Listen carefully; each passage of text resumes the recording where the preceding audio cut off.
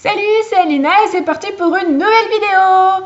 Alors aujourd'hui je vais vous montrer comment coudre du biais. C'est quelque chose qui est souvent revenu dans mes vidéos, comment je couds, comment je fais des angles, etc. Donc je me suis dit que j'allais vous montrer en vidéo et vous expliquer. Donc pour ça il y a déjà plusieurs techniques pour coudre. Personnellement j'en utilise 3 différentes. Donc la première c'est ce que j'ai appelé la technique de la flemme. En fait, en gros j'épingle juste mon biais et je le passe directement à la machine comme ça. Alors du coup la couture sera apparente bien sûr.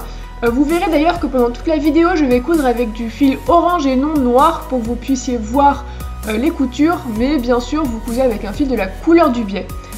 Quand vous cousez, il faut coudre en fait le plus près du bord du biais, mais prendre quand même toutes les épaisseurs, donc l'envers du biais, l'endroit du biais, plus le tissu.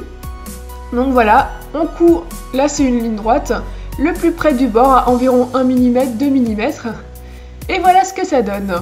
Donc ça c'est la technique la plus rapide, mais qui marche seulement avec des tissus qui sont assez rigides, comme du coton, du lin, voilà, assez, je dirais, qui tiennent en place, sinon ça glisse.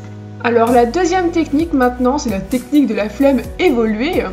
Donc vous ouvrez votre biais et vous cousez dans le creux du biais, donc dans l'envers du creux.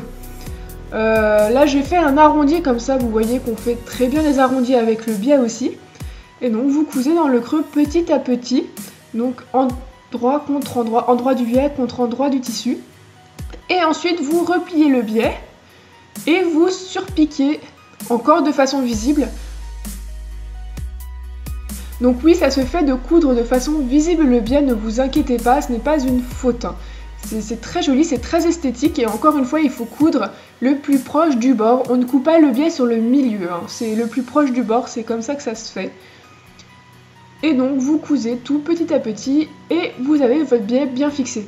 Bien sûr, n'oubliez pas de repasser vos biais après les avoir cousus pour que ce soit beaucoup plus joli, pour finir la chose et bien les fixer. Et enfin la troisième technique, c'est celle que j'utilise quand je vais faire poser du biais de façon invisible. Alors encore une fois, vous ouvrez votre biais et vous cousez dans le creux intérieur du biais, comme la deuxième technique.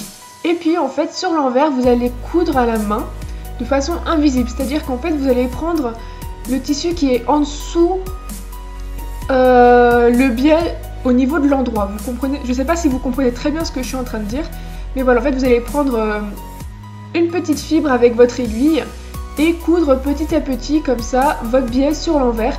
Donc sur l'endroit on ne verra rien et sur l'envers on aura une couture qui est visible, mais quand c'est noir avec du biais noir ça se voit pas plus que ça bien sûr. Cette technique est un peu plus longue, donc moi je l'utilise par exemple quand je veux vraiment pas de couture apparente, mais c'est vraiment très sympa aussi comme rendu au final. Maintenant je vais vous montrer comment on fait des angles. Donc d'abord un angle droit externe. Donc ça marche avec la technique de la flemme ou la technique de la flemme évoluée ou même l'autre technique. Donc là je vais vous montrer avec la deuxième technique. Vous ouvrez votre biais, vous cousez à l'intérieur jusqu'à environ 5 mm du bord quand vous arrivez à l'angle. Ensuite vous faites un angle de 45 degrés en repliant et puis vous repliez sur lui-même dans le sens de l'angle. Et là vous continuez votre couture dans le creux intérieur du biais, encore en commençant à 5 mm du bord, pour continuer votre petit chemin de biais. Et ensuite, quand vous allez replier le biais, en fait, ça va vous faire un très joli angle droit. En fait, ça va juste coincer le tissu en dessous, mais de façon beaucoup plus esthétique que si vous le faites avec les techniques de la flemme et vous repliez juste.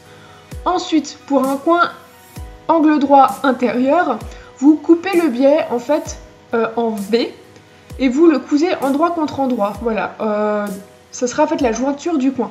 Et ensuite vous cousez le biais dans le coin, replié sur lui-même. Là j'ai fait avec la technique de la flemme. Je ne sais pas si la technique exacte, mais c'est celle que j'ai trouvée en tâtonnant et en faisant plusieurs angles droits de cette façon. Et ensuite je vais vous montrer comment finir le biais. Donc en fait, soit si vous avez deux morceaux qui se rejoignent de biais, vous cousez endroit contre endroit et vous retournez et du coup vous aurez une couture soit verticale soit oblique en fonction de comment vous avez cousu et ça sera nickel. Ou alors vous repliez juste le biais sur lui-même si jamais vous n'avez pas d'autres biais pour continuer. La vidéo est finie pour aujourd'hui, j'espère que ça vous aura aidé. N'hésitez pas à partager, à liker, à commenter comme d'habitude. Si vous voulez voir d'autres techniques un peu plus précises et pas des tutoriaux globaux, dites-le moi en commentaire. Et on se dit à la semaine prochaine. Et n'oubliez pas de vous abonner. Des bisous!